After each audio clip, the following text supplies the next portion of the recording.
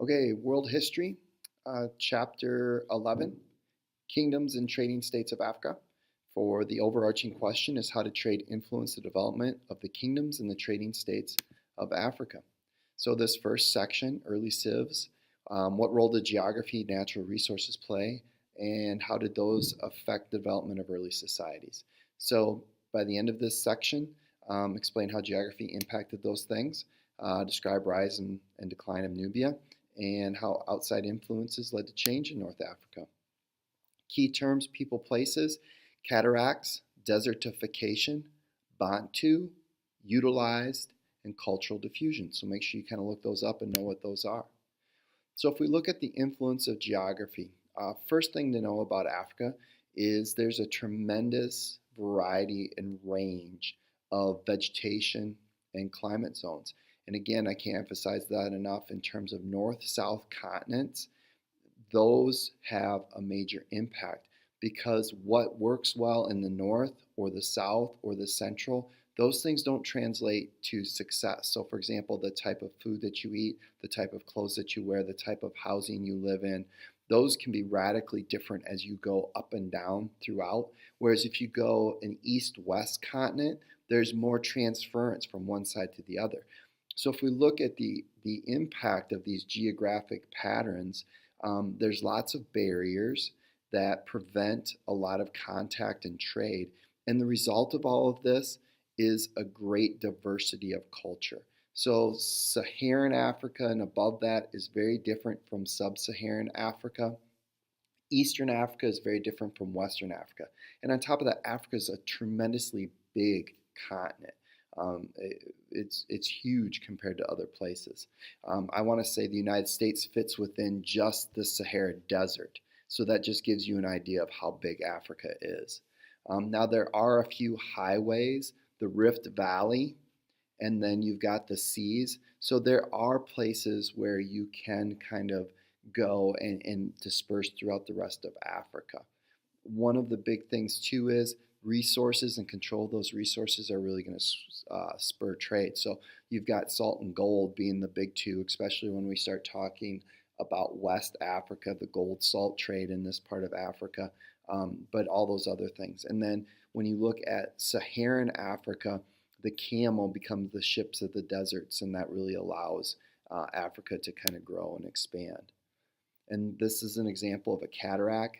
Cataracts were on the rivers of Africa, which make them not very useful for navigation. You can only go so far. I mean, you can use the rivers to a certain extent, and then for so many miles in, you're going to hit a cataract, and then you have to unload the ship, and it's just a real kind of pain and barrier in terms of Africa.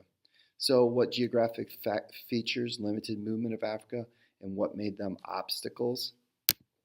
And so those are all the things, and the obstacles are you just don't have easy movement of people, goods, and ideas.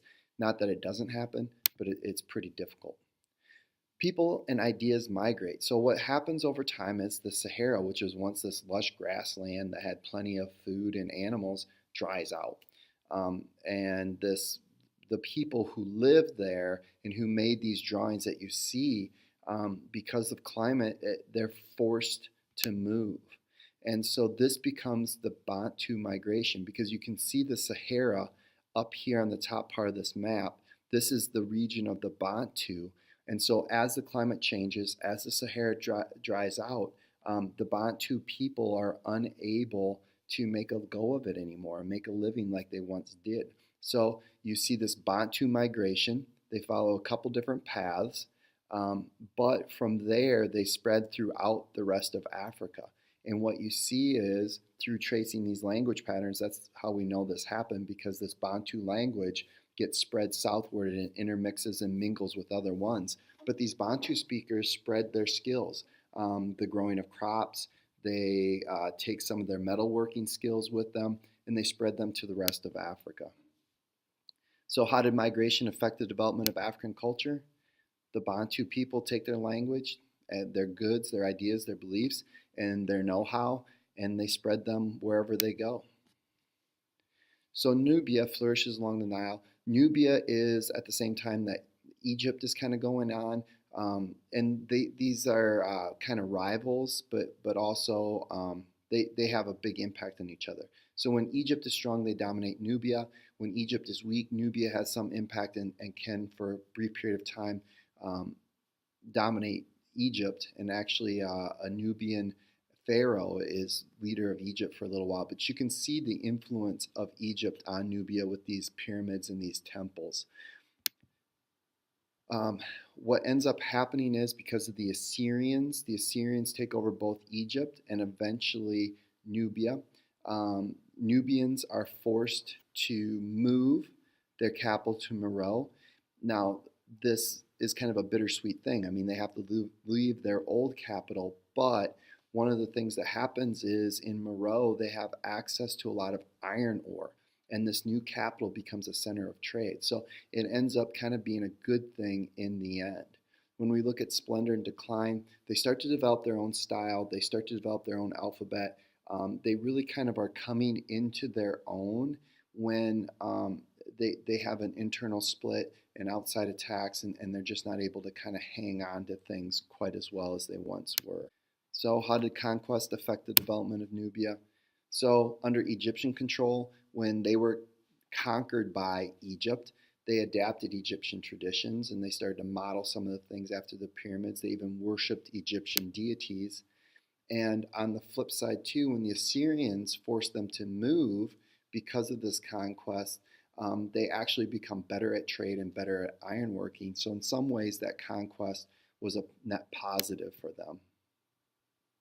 So, if we look at outside influences affecting North Africa, North Africa is influenced by a whole bunch of different things. So, originally, you've got the Phoenicians, which set up Carthage. And so Carthage was the dominant trading empire up until the Romans grew and challenged them.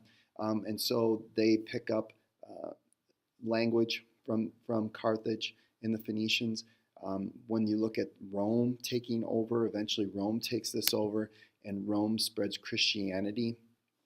And after the weakening and decline of the Roman Empire, then what you have is you've got the Islamic Empire spreads into North Africa and they introduce Islam. And then you also get the close connection of trade, and you're going to have this Arabic traders who are then going to tie into the West African kingdoms and actually the Eastern African kingdoms as well. So how did trade cause change in North Africa? Trade brought Christianity and Islam and other ideas as well.